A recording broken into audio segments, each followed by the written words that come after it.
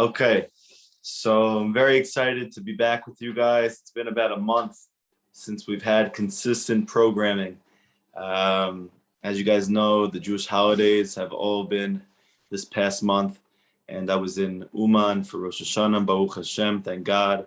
I was in Poland as well, traveling around Europe a little bit, trying to start our first Zion Breslov documentary, which we started, and the filmmaker is editing right now, which is very exciting. So look out for our promotional video for that, hopefully within the next few months. And I'm rejuvenated and I'm excited. And I thought all month about how I'm going to be able to give these classes and work at Aish at night and do it for an hour and spend time with my family and whatever else that Hashem needs me to do.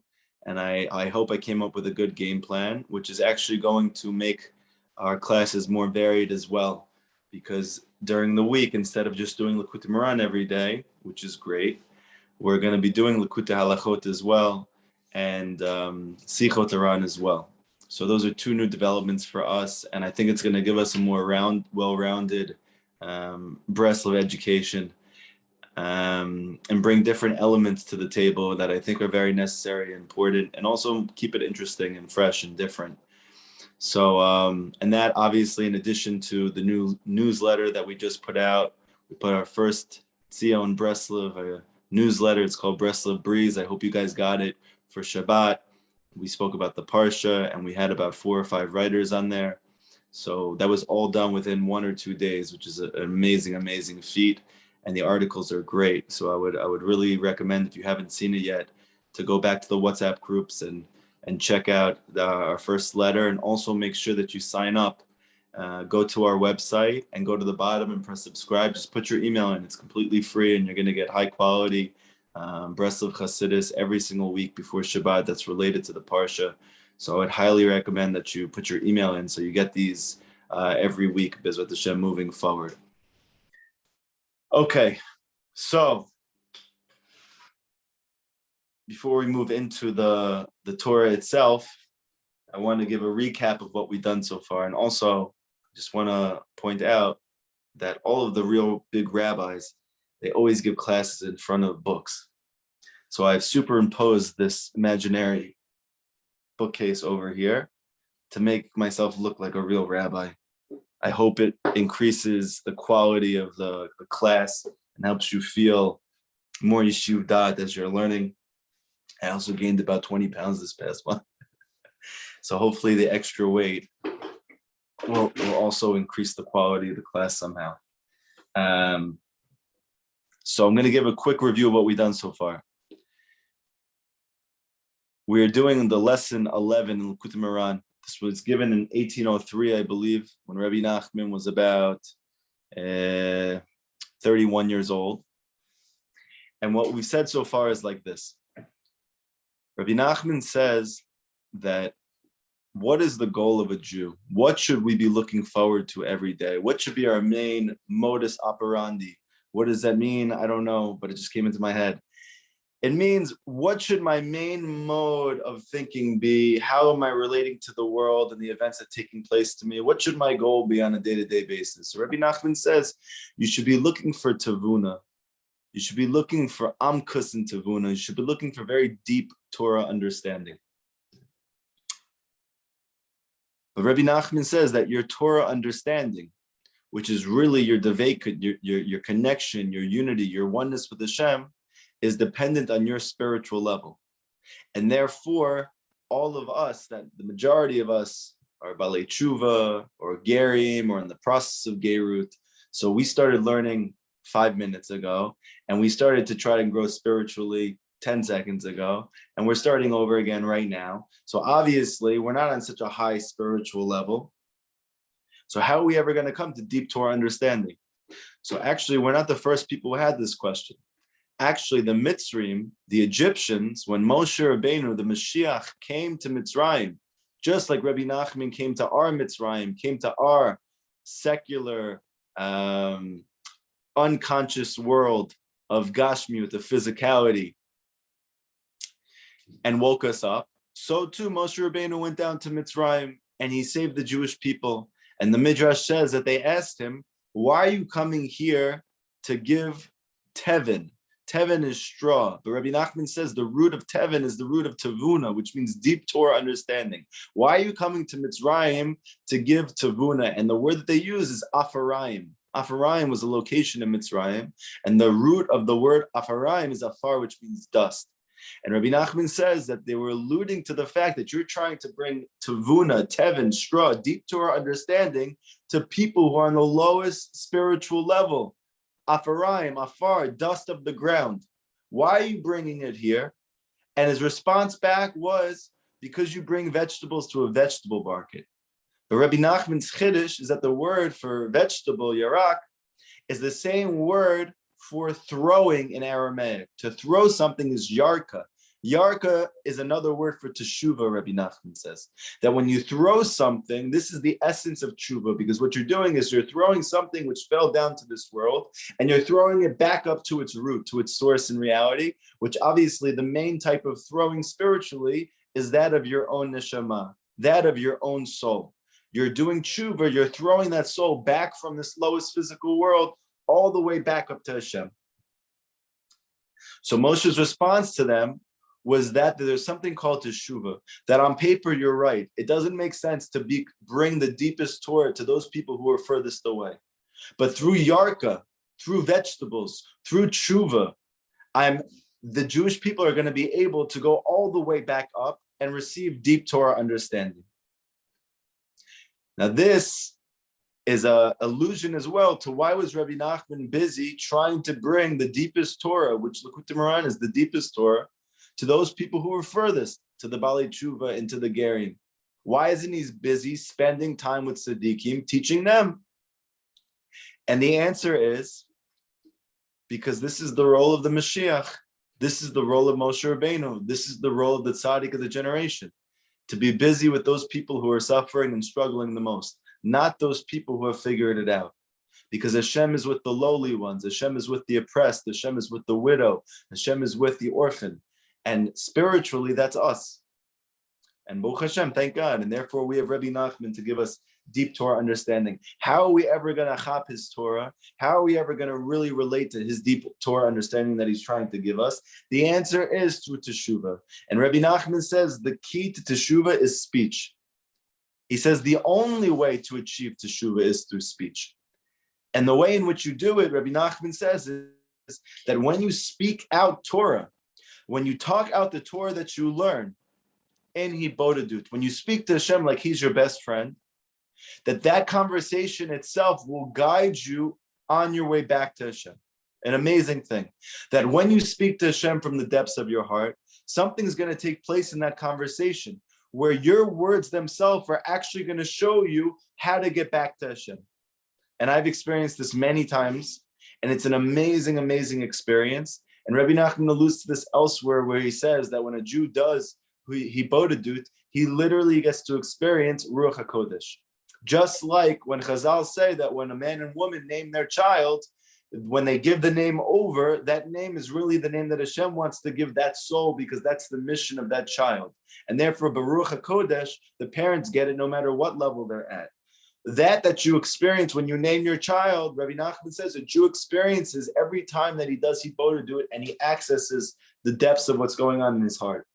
And through that, you're going to be able to do teshuva, and through teshuva, you can come to deep Torah understanding. And it all starts with speech. And now we can understand why Rabbi Nachman was so insistent that every single person does an hour of Hibodadut a day, because that hour of Hibodadut is going to lead to teshuva, and it's going to show you how to get back. And it's specifically b'dafka because you're saying over Torah. And this is what Rabbi Nachman comes to say next. Because it's taught by Chazal, and Rabbi Nachman brings this elsewhere, that how do you receive Torah understanding? How do you receive and connect to Torah? Torah is really Hashem. Torah and Hashem are one, according to the Zohar. So how can I have space for Hashem in my life? How can I have space for the Torah? I need to do something called bitul, nullify my ego. Because as long as I am all that exists, there's not room for Hashem, so to speak, in my life. Like the Zohar says, when Adam Rishon was kicked out of the garden, that the Torah said in last week's parsha that Hashem kicked Adam out of the Gan Eden and brought him outside of the garden. But the Zohar says that when you read the pasuk, there's a way to read it, which is the secret of that pasuk, was not actually that Adam was kicked out of the garden. That was only Adam's experience. But in truth, the Zohar says Adam kicked Hashem out of the garden. And Adam's still in the garden. We're still in Gan Eden. We never left, the Zohar says. But because we kicked Hashem out, therefore our consciousness was also kicked out. And so to speak, we went into the state of sleep, the state of slumber. And as a result of that, we feel like we're not in Gan Eden anymore. Now we feel like we're in Gehenna. But it's because we have kicked Hashem out of the garden. So Rabbi Nachman says, how do you bring Hashem back into the garden? You do it through humility. You do it through bitul. You do it by not taking honor for yourself, but instead giving it to Hashem. That when somebody comes to you and says, Kol hakavod, wow, you did an amazing job with blah, blah, blah, blah, blah. And you said that blah, blah, blah wasn't really me. That blah, blah, blah was really Hashem. And you're not just saying it because you want that person to think you're holy, but you really believe that. When you do that, that's called humility. That humility makes a space for Hashem in your life, and now you become a vessel for Torah. And now all of a sudden, when you speak to Hashem, Rabbi Nachman says your speech is going to be whole. Because as long as a person has an ego, his speech is always blemished. And when his speech is blemished, it doesn't have the power and the koach to allow him to do teshuva from that speech. It's not going to guide a person closer to Hashem because he's not interested in getting closer to Hashem, because he's not thinking about Hashem. This is part of the reason why when a person first starts speaking to Hashem, it's very difficult for him or her. Why? Because they're still ego-oriented. They're still self-oriented. Everything in their life is only about me, me, me, me, me. So when I come to talk to Hashem, it's very difficult to maybe ask myself, well, what do you want? How's it going with you? What are you thinking about? What would you like me to do with my life? How do you think I can get closer to you? That conversation is not taking place as much. It's more about Hashem, please give me money. Hashem, please give me a house. Hashem, please give me a car. Hashem, please give me a spouse. Hashem, please give me children, right? Everything is me, me, me. But ultimately, as you become more humble, then through that humility, you're able, through your own speech, to go from the lowest level of Mitzrayim to go all the way to the highest level of what's called deep Torah understanding. And through this, you perform and experience the unity of godliness in your life. Okay. Now, Rabbi Nachman says something amazing. And this is what we're up to. That before a person has humility, then his speech is in the bechina, the aspect of kaved. Kaved means heavy. That is chaf bet dalit. Spells kaved, which means heavy. Okay, or kabad. So Rabbi Nachman says, what's the key to making kavad, which is heaviness of speech, difficult to talk? Like Moshe Rabbeinu said, I can't speak and I haven't been able to speak, not yesterday, not the day before. Why? Because my speech is heavy. Okay. But Rabbi Nachman says, if you can switch kavad to kavod, and what's the difference between heavy and honor? What's the difference between me being full of myself, lacking humility, and therefore it's difficult for me to speak, to being able to honor Hashem and therefore give everything up to Him and have plenty to say because it's not about me anymore. And now I have a space for Hashem in my life and I'm able to speak like water flowing from the heart. The only difference between those two words is a vav. It's the vav. Rabbi Nachman's going to now say, what is the essence of the vav? And why is that important? Because we know that Hashem's name has a vav.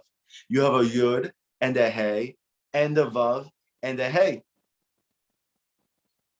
Now what we're going to see here is something very deep because Rabbi Nachman says, Va'orazeh, this light that comes from a Jew's speech that allows him to do teshuva because he has achieved humility. All of this is Bechina Tal Orot. It's the concept of 39 lights. What are these 39 lights? So in Kabbalah, it's explained that there's different ways to manifest Hashem's name, meaning to write it out.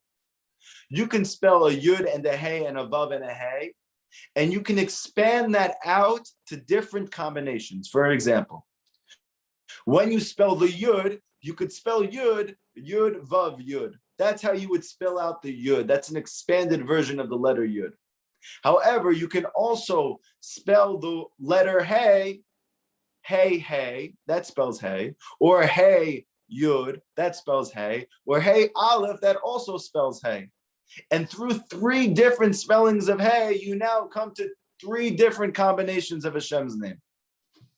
What's the reason for all the mathematics and wordplay? The reason is because the different expansions of Hashem's name, according to Kabbalah, manifest different revelations of godliness. The one that we're concerned with now is the one in which we spell with heys. Okay, the hey is spelled hey aleph. The vav is spelled vav aleph vav. The hey then again is spelled hey aleph. So now when you spell out yud k vav, you get to 39. You could do the math yourself. Why? Because the yud equals 20, because it's spelled yud vav daled, that's 20. You have the hey, which is hey aleph. So now we have 26, which is obviously the value of Hashem to begin with. Then you have the vav. What's the vav? The vav is 13 because vav, aleph, vav equals 13. Now, what is 13 plus 6 plus 20? You guys are all mathematic experts, and therefore you know it equals 39. Okay, why aren't we completing it? Why aren't we saying the hey at the end? The reason is very fundamental and very important for us, and the yesod of Rabbi Nachman's teachings, no pun intended. In Kabbalah, it's explained that there's 10 sfirot. These 10 sfirot, these spiritual energies, these revelations of godliness, these 10 channels of divine influx are corresponding to the 4 letters of Hashem's name. However, the first 9 are corresponding to the first 3 letters, and the final sphere of Malchut is corresponding to the final letter, the final Hey. But the Zohar teaches that the Malchut, the final Hey, has nothing of its own. Therefore, even though it's equally important to the other letters, and even though our generation is most connected to this letter, this final letter Hey, this final Malchut, at the same time, it doesn't actually contain any light of its own. So therefore, all the light that it has really comes from the first 3 letters of Hashem's name. It really comes from all the first 9 sfirot. That is from Keter, Chochmah, Bina, Chesed, Gevur, Tiferet, Netzach, Hod, Yesod. All of those 9 sfirot, all the light comes from them. None of the light comes from the Malchut itself. The way to picture this is like a womb and, let's say, seed. The seed that comes from the man contains all of the DNA, and therefore it goes into the womb. The womb then gives birth to all of the seed that was given to it. But at the same time, the womb has no actual seed or light of its own, but it is able to be a receptacle for that seed, for that light, and give birth to something greater than the seed itself. So too, the Malchut is like a womb. It has no light of its own, just like speech. It only receives that which is higher than it. This is the secret of why King David, who represents the Malchut, was never actually supposed to live. He was supposed to be a stillborn. And Adam HaRishon gave him 70 years of life. What's the reason? Because David, who represents Malchut, who represents the womb, has no light of his own. And therefore, he can't live. He only lives via the light that comes from Hashem, the light that comes from the tzaddik, the light that comes from Adam HaRishon. Okay. Now, for us, therefore, where is the light coming from? The light is really coming from the Yud and the Hey and the Vav, not the final Hey. Therefore, this expansion of Hashem's name, where Yud spells Yud Vav Daled, that equals 20, and then you have the Hey, that's Hey Aleph, that equals 6, and then you have the Vav, that's Vav Aleph Vav, that equals 13. Add it all together, you have 39. So according to Kabbalah, there are, so to speak, 39 lights of godliness which permeate this world, corresponding to the Yud and the Hey and the Vav. I hope you understood that. If not, go back to the class after and do all the math and the wordplay in your head. Now, we know that speech is corresponding to the final hey. But where does that final hey, that speech, get its light from, get its or from, get its ability to lead you to Teshuva? Rabbi Nachman says it comes from the Vav. It comes from the Vav of Hashem's name. Why? And this is a very big principle, and this is why it's so important to have Hikashru with the Tzaddik Yesod Olam. Why is it so necessary and so important to have connection to the Tzaddik? Because the Tzaddik is the Vav. This is alluded to by the fact that there are 36 tzaddikim in every generation. There's 36 tzaddikim. How is this connected to the Vav? Because we know that the Vav is 6. There are 6 sfirot that are Chesed, Gevurah, Tiferet, Netzach, Hod, Yesod. Those 6 sfirot all have 6 sfirot inside of them. And therefore, if you do 6 times 6, you get to 36. The 36 tzaddikim in every generation. So, when you're attached to those 36 tzaddikim, which you do automatically by having hikashru with the tzaddik of the generation, who in this case is Rabbi Nachman for us, now you're connected to all the true tzaddikim, and you are now attached to the Vav of Hashem's name. Because he's the Yesod. What's this fundamental principle of the Yesod? The Yesod, who's corresponding to Yosef, he receives all the lights above and he gathers all those lights within himself. And then he gives them over to the Malchut, or in this case, our speech. So, by having attachment to the tzaddik of the generation, you are now become a vessel for those 39 lights of Hashem's name. Or the 39 lights of Tal. Tal is a word which Chazal use to describe resurrection. That when there's going to be Techiyat HaMeitim, there's going to be a resurrection of the dead, it's going to come about through the Tal of Torah. Now we know the secret now, because the Gematria of Tal is 39.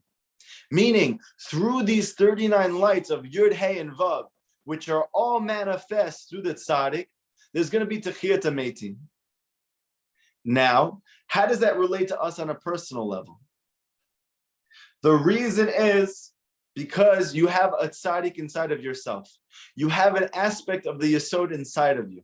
Therefore, when you have rectified that aspect of Yesod, which is connected to sexual purity, that's the tzaddik inside of you. When you do that, you automatically become a vessel through those 39 lights.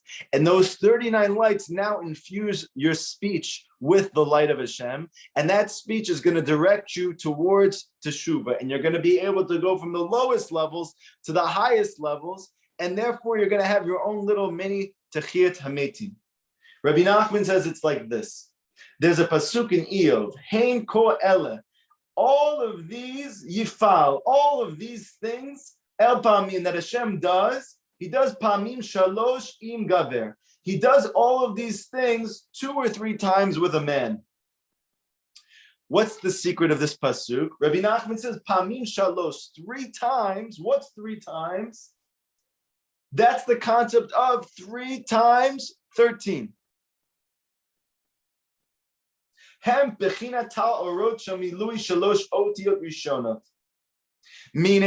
that if you have the first 3 letters of Hashem's name, that's corresponding to 39. Therefore, when Eov sang, he does these things 3 times with a man, it means that Hashem gives over 39 lights to a person. What we're going to learn in a second, though, for you to be considered a gever, for you to be considered a man, you need to have what's called tikkun habrit. Because a person's ability to be considered a gever is their ability to overcome their yetzer hara. And this is for both a man and a woman. Therefore, anybody can become a gever. How does a person become a gever?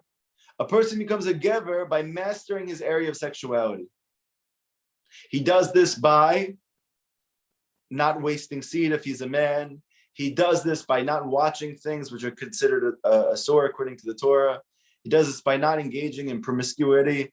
He does this by watching the things that he sees and the things that he hears. Basically, within the dictates of the Torah of what's considered sexually kodesh. So then, as a result of that, he rectifies his area of the Yesod or her area of the Yesod, or the opposite. Rabbi Nachman's not teaching us what's the secret of this. Why is this so important? Why was Rabbi Nachman obsessed with Tikkun HaBrit? Because a person's ability to experience Hashem in his life is dependent on his receiving these 39 lights. These 39 lights can only be had by the Gever, because Hashem does those things 3 times with the Gever only, meaning with the person who has rectified his Brit or her Brit. This is the concept of the 39 lights. And those 39 lights are all encompassed within the Vav, because like we just said, that the Yud and the Hey, they all pool into the next letter of Hashem's name. That the Yud and the Hey of Hashem's name come together in the Vav of Hashem's name. And they all exist within that Vav. Therefore, you have Yud, Hey, Vav, all within the Vav.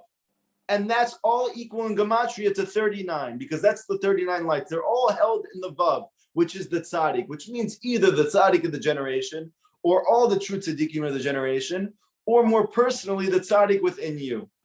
That is your concept of the Brit. And it says, Im Gever, he does it with the Gever. Shehem Kululim B'Brit, meaning the person who has rectified his or her Brit. Then with that person, Hashem does 3 times with them, meaning he gives over the Yud, Hey, and Vav of his name to that person. And therefore, when they go talk to Hashem, their speech is now going to illuminate for them how to do Teshuva, how to get back to Hashem. But Hashem Zen Nikra Brit Boaz. This is the reason why the Brit is called Boaz in the Torah. We know that according to Kabbalah, all the different Sfirot are alluded to by the names of different people. Like we just said before, King David represents Malchut.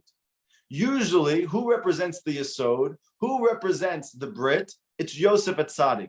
However, the Gemara actually says there's one person in history who had a more difficult test and overcame it than Yosef. The Zohar says this is a person whose name is Boaz. Boaz got married to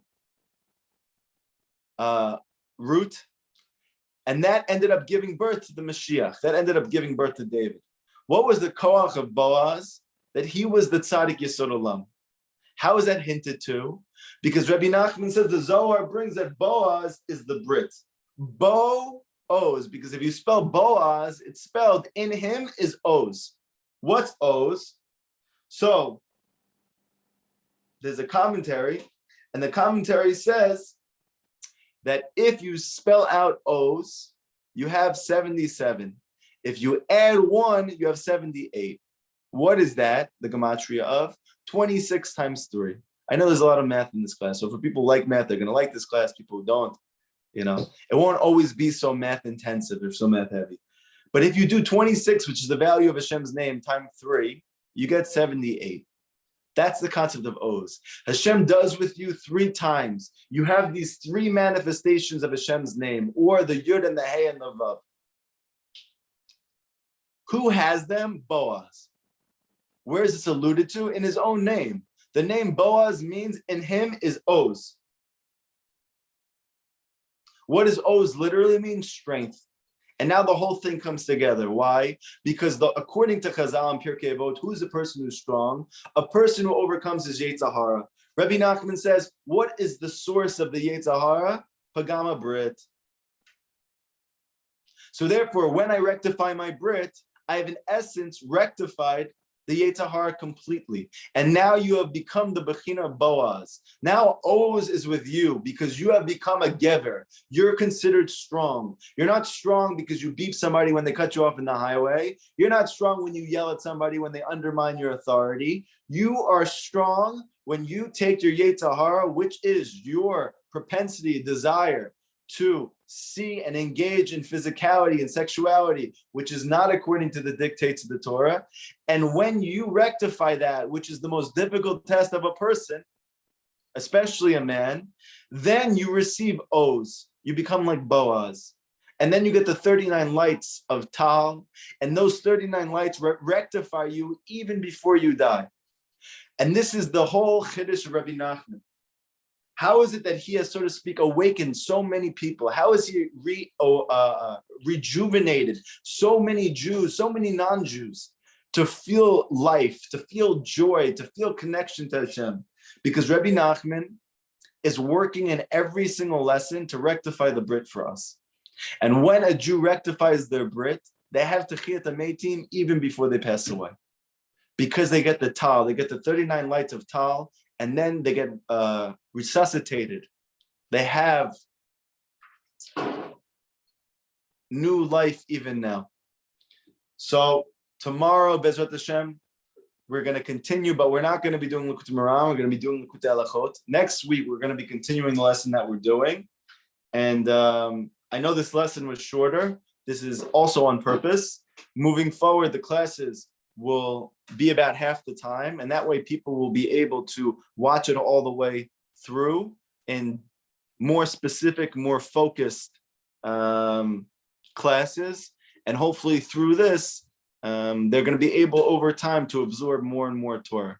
So hopefully you like the shorter classes, and if not, there's going to be enough of those shorter classes. They add up to bigger classes, and all the other things that we're doing. Bezrat Hashem. Does anybody have any questions from this class? Any questions?